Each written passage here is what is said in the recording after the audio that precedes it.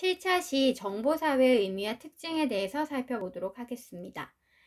저희 교과서 47쪽부터 56쪽 사이에 있는 내용이고요. 성취 기준은 정보사회의 의미와 특징을 이해하고 정보사회에서 나타나고 있는 다양한 사회 문제에 대해 조사한다입니다.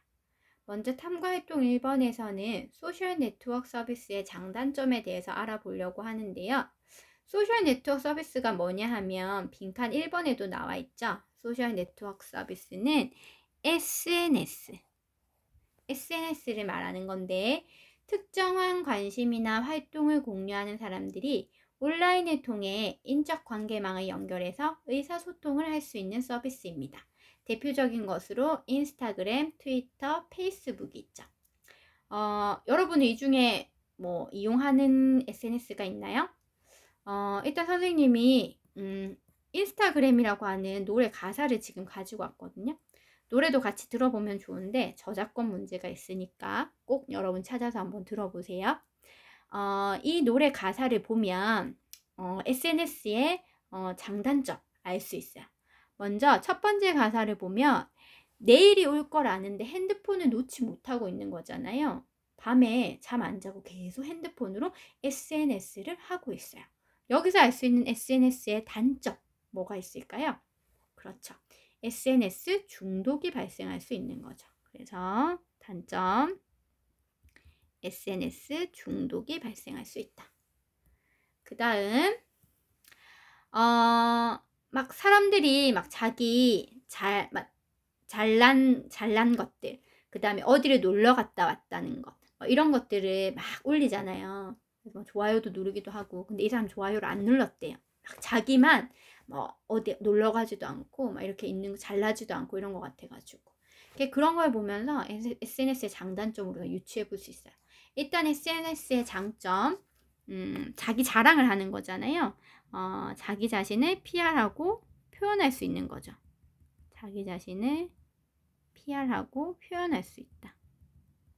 요거를 장점으로 꼽을 수 있을 것이고요. 그 다음에 이 SNS에 사람들이 올리는 이런 것들을 통해 가지고 정보를 습득할 수 있는 장점도 있습니다. 그리고 SNS는 한 나라에서만 공유되는 것이 아니라 다른 나라 사람들하고도 소통할 수 있잖아요. 그래서 전 세계인들과 소통할 수 있어요.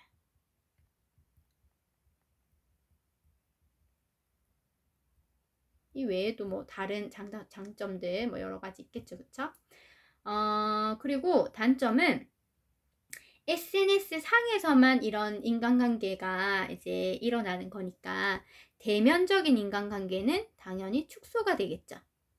직접 만나는 인간관계 말하는 거예요. 그런 대면적인 인간관계가 축소가 되면서 줄어들면서 이것이 인간 소외 현상으로 나타날 수가 있어요. 외로워진다든지 뭐 그런 것들. 그 다음에 또 어떤 것들이 있을 수 있냐면 개인정보를 유출한다든지, 개인정보 유출,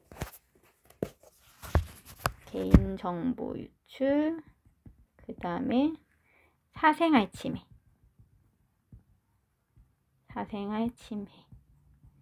이런 단점들이 나타날 수가 있죠.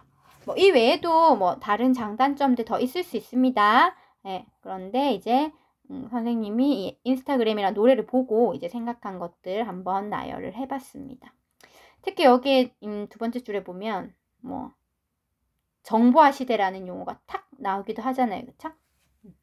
그래서 이런 인스타그램을 보면서 뭐 외로움 같은 그런 감정들을 선생님은 공유를 할 수 있었거든요. 여러분은 어땠는지 모르겠네요.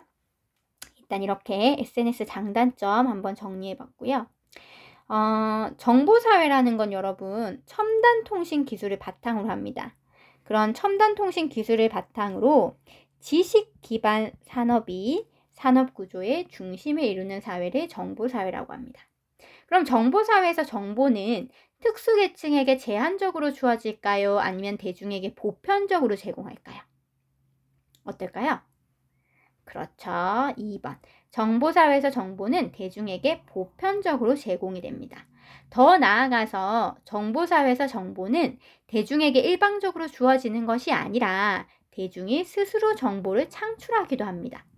그래서 요즘에는 1인 미디어 시대 뭐 이렇게 이야기를 하잖아요. 그래서 사람들이 자기가 알고 있는 것들을 뭐 유튜브를 통해서 공유를 한다든지 SNS에 올린다든지 이런 걸 통해 가지고 대중이 스스로 정보를 창출하는 것이 가장 큰 특징이라고 볼 수 있겠네요. 자, 여기까지 SNS의 장단점과 정보사회의 어떤 의미, 특징 이런 것도 살펴봤고요. 탐구활동 2번은 제4차 산업혁명과 사물인터넷에 관한 내용이에요. 선생님이 사례를 하나 가지고 왔는데 출근 전에 교통사고로 출근길 도로가 심하게 막힌다는 뉴스가 떴다.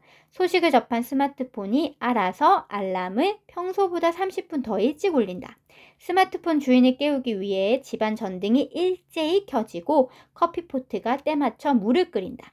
식사를 마친 스마트폰 주인이 집을 나서며 문을 잠그자 집안의 모든 전기기기가 스스로 꺼지고 가스도 안전하게 차단된다. 여기서 여러분 알아서 알람이 저절로 울리고 이런 전자기기가 스스로 꺼지고 이런 것들, 이런 일상을 가능하게 하는 정보통신 기술은 어떤 거랑 관련이 있냐면 빈칸 7번 사물인터넷과 관련이 있어요. 여러분, 사물인터넷. 그래서 사물인터넷이란 사물에 센서를 부착해서 실시간으로 데이터를 인터넷으로 주고받는 기술이나 환경을 말하는 거죠. 요즘에 이 사물인터넷은 굉장히 많이 쓰고 있어요. 사람들이 뭐 인터넷 검색 뭐 쉬리야 뭐뭐 해줘 뭐 이런 식으로, 그쵸? 사람들이 사물인터넷 굉장히 많이 쓰고 있죠. 뒷장으로 한번 넘어가 볼까요? 뒷장으로 넘기면 탐구활동 3번 코로나19 확산과 정보사회의 연관성에 대해서 살펴보려고 합니다. 자, 질문 4번부터 먼저 볼까요? 가를 통해서 알 수 있는 정보사회의 특징이 뭐냐라고 물었죠? 자, 가를 한번 보도록 합시다. 온택트는 비대면을 일컫는 언택트에 온라인을 통한 외부와의 연결, 온을 더한 개념으로 온라인을 통해 대면하는 방식을 가리킨다. 이게 핵심이에요. 온라인을 통해 대면을 하는 방식이요. 이는 2020년 코로나19 확산이 장기화되면서 등장한 새로운 흐름이다. 사람들은 재택근무를 하면서도 화상회의를 통해 동료들을 만나고 학생들은 학교에 등교하지 않고도 온라인으로 교사와 친구들과 소통할 수 있으며 좋아하는 뮤지션의 공연을 공연장에 가지 않고 온라인을 통해 볼 수 있다라고 되어 있죠. 여러분 너무 익숙합니다. 그쵸? 2022년에 코로나19 확산이 장기화되면서 사람들이 이제 재택근무 받아들이기 시작했고, 학교 같은 경우에도 여러분 온라인으로 우리 수업 많이 했었잖아요. 그쵸? 그리고 아무래도 공연계가 타격을 굉장히 많이 입다 보니까 이렇게 언택트를 이용해서 공연을 하는 그런 문화도 나타나고 있는 것 같아요. 그렇게 본다면 질문 4번, 이거를 통해 알 수 있는 정보사회의 특징이 뭐냐라고 하는 거죠. 그래서 이거는 쌍방향 의사소통이 가능하다. 다른 걸 답으로 할 수도 있겠지만 선생님이 가 자료를 통해 가지고 여러분한테 알려주고 싶은 내용은 쌍방향 의사소통이 가능하다는 거예요. 과거에는 인터넷을 하더라도 쌍방향이 아니라 일방적이었죠. 누군가가 이제 정보를 일방적으로 제공하는 것이었다면 지금은 댓글은 물론이고 그 다음에 화상회의 이런 걸 통해서 쌍방향으로 의사소통을 하고 있기 때문에 그런 것들이 이제 온택트 사회를 만든 거라고 볼 수 있죠. 질문 4번까지 해봤고요. 질문 5번. 나와 같은 상황이 가능해진 조건이 뭐냐라고 물었습니다. 나와 같은 상황 어떤 상황인지 한번 보자고요. 코로나19가 확산되자 김지영 씨는 사람들이 많은 시장이나 마트를 방문하는 것이 꺼려졌다. 그래서 요즘은 휴대전화 애플리케이션으로 반찬과 국거리, 과일과 간식까지 모두 주문한 뒤 결제한다. 그러면 다음날 오전 6시쯤 전날 주문한 식품들이 집 앞에 배달되어 있다. 전날 밤에 주문하면 다음날 아침 일찍 배송되는 새벽 배송 시스템 덕분이다. 라고 이렇게 돼 있죠. 장보기를 이제 어플리케이션을 하는 거예요. 그리고 새벽 배송도 받는 거고요. 이런 것들을 가능하게 하는 조건이 뭐냐라고 물었지요. 자, 혹시 모를까봐 선생님이 초성 힌트도 적어놨어요.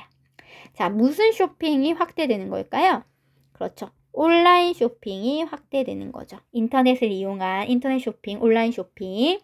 그 다음에 택배 배달도 활성화되어 있고, 심지어 예전엔 택배 받을 곳이 없어가지고 이제 그랬다면 이제 무인 택배 서비스가 있어서 이제 택배함에다가 넣어 놓으면 찾아가는 그런 시스템도 가능하죠. 그리고 요즘에는 뭐 새벽 배송도 막 하잖아요. 선생님도 그렇거든요. 전날에 막 주문을 하면 그 다음날 집 앞에 이렇게 택배가 와 있더라고요. 너무너무 편리해졌죠. 그 다음 동그라미 3번 땡땡페이, 땡땡땡페이 등 무슨 상거래가 활성화되냐면 전자상거래가 활성화됩니다. 선생님도 요즘에는 지갑을 안 들고 다니는 것 같아요.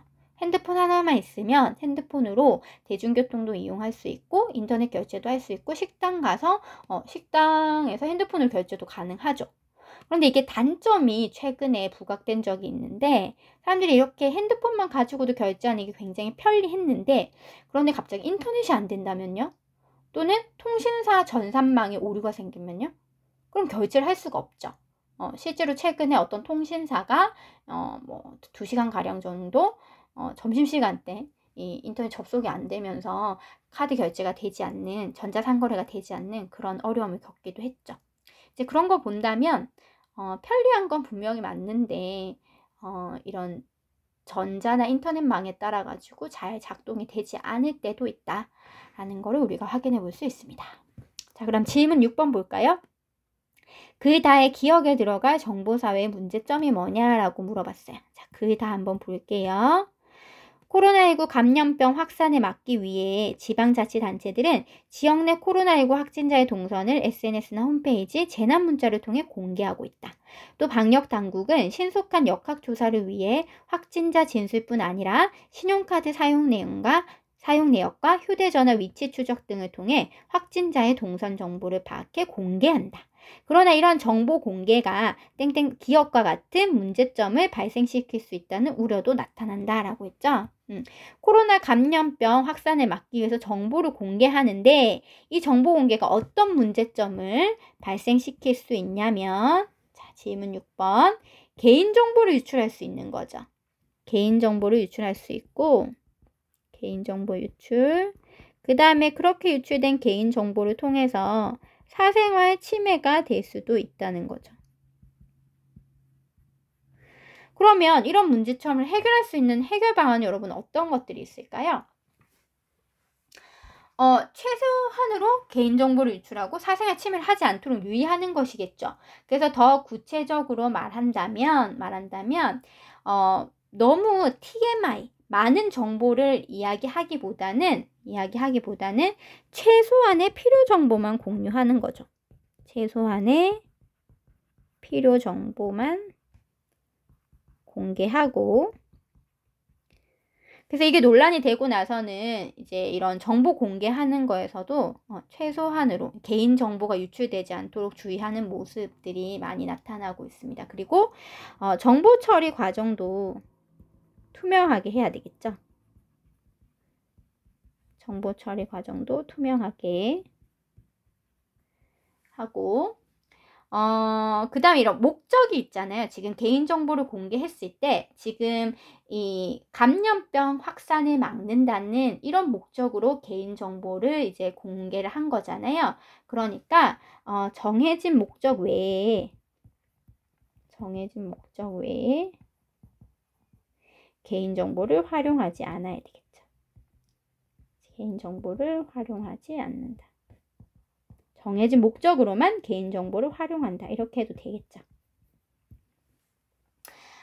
그리고 요즘엔 개인정보 유출이나 사생활 침해 이런 거 굉장히 심각하니까 이거를 막을 수 있는 법과 정책을 마련하는 것도 필요한 것 같아요.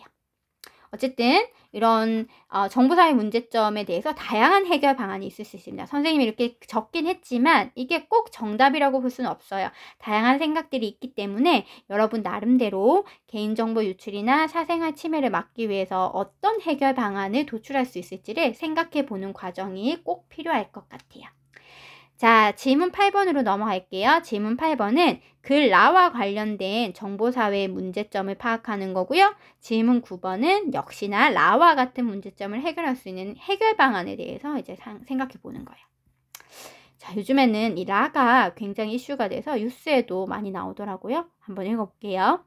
60대 어르신 나원참 씨는 어린 손주를 데리고 패스트푸드점에 방문했다가 키오스크를 통해 주문을 해야 한다는 점원의 안내를 받았대요. 요즘에 키오스크 엄청 많잖아요. 평소 핸드폰으로 카카오톡과 유튜브 등 여러 앱들을 즐겨 사용하고 있었지만 패스트푸드점 키오스크는 작동법이 낯설어 주문이 쉽지 않았다. 한참을 헤맨 끝에 매장 직원의 도움으로 간신히 주문을 완료할 수 있었다. 이렇게 되어 있네요. 여러분도 키오스크 많이 이용하시나요? 뭐 패스트푸드점도 마찬가지고 요즘에는 뭐 커피숍 이런 데 키오스크 정말 많죠. 식당 이런 데. 근데 키오스크가 그 매장마다 있는 기계들이 조금씩은 방법이 다른 것 같아요.